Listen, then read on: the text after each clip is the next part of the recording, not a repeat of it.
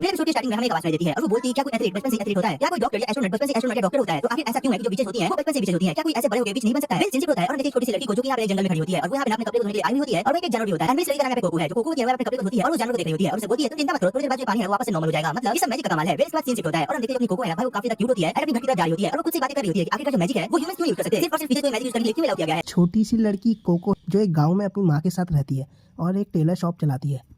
Cocoa को magic से बहुत लगाव है। बचपन में एक फेस्टिवल के दौरान उससे एक मिस्टीरियस मास्क वाला इंसान मिलता है जो उससे एक मैजिक बुक और एक इंक पेन बेचता है। लेकिन इस दुनिया का रूल है मैजिक बॉर्न विचेस ही कर सकते हैं। कोको एक ऑर्डिनरी इंसान है, इसलिए वो सिर्फ सपने देख सकती है, मैजिक कर नहीं सकती। एक दिन गाँव में एक कैरेज खराब हो जाती है।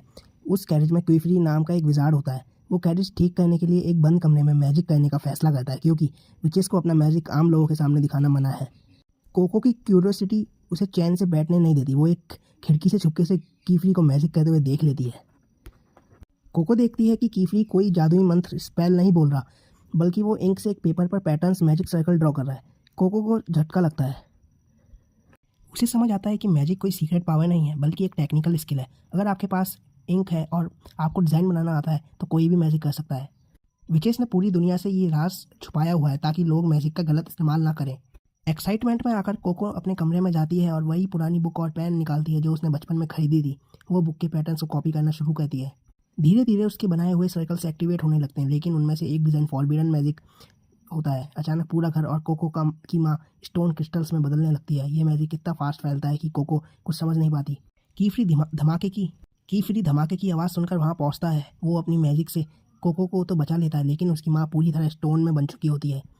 विच लॉस के हिसाब से अगर कोई नॉर्मल इंसान मैजिक का राज जान ले तो उसकी मेमोरी इरेज करनी पड़ती है, लेकिन अगर कीफ्री ने कोको की मेमोरी मिटा दी तो कोको कभी नहीं जान पाएगी कि उसने गलत किया था और अपनी माँ को कभी वापस ठीक नहीं कर पाएगी। कीफ्री को एहसास होता है कि जो बुक कोको के पास है वो इविल विचेस की है। वो डिसाइड करता है कि कोको की मेमोरी नहीं मिटाएगा, बल्कि उसे अपनी स्टूडेंट बनाएगा ताकि वो एक दिन अपनी माँ को उस स्पेल से आज़ाद कर सके।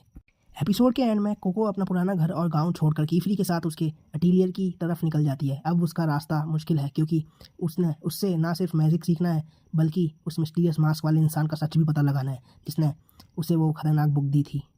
और ये एपिसोड खत्म होने के साथ साथ आपके मन में कुछ सवाल भी छोड़ गया होगा, जैसे कीफ्री ने कोको को क्यों बचाया और उसका पीछे क्या उसका कोई खास मकसद है, या फिर मास्क वाला इंसान कौन था और उसने कोको को क्यों चुना। ये हमें आगे आने वाले एपिसोड में पता लगेगा। तो ऐसे ही एपिसोड के लिए बने रहिए हमारे साथ, ठीक है।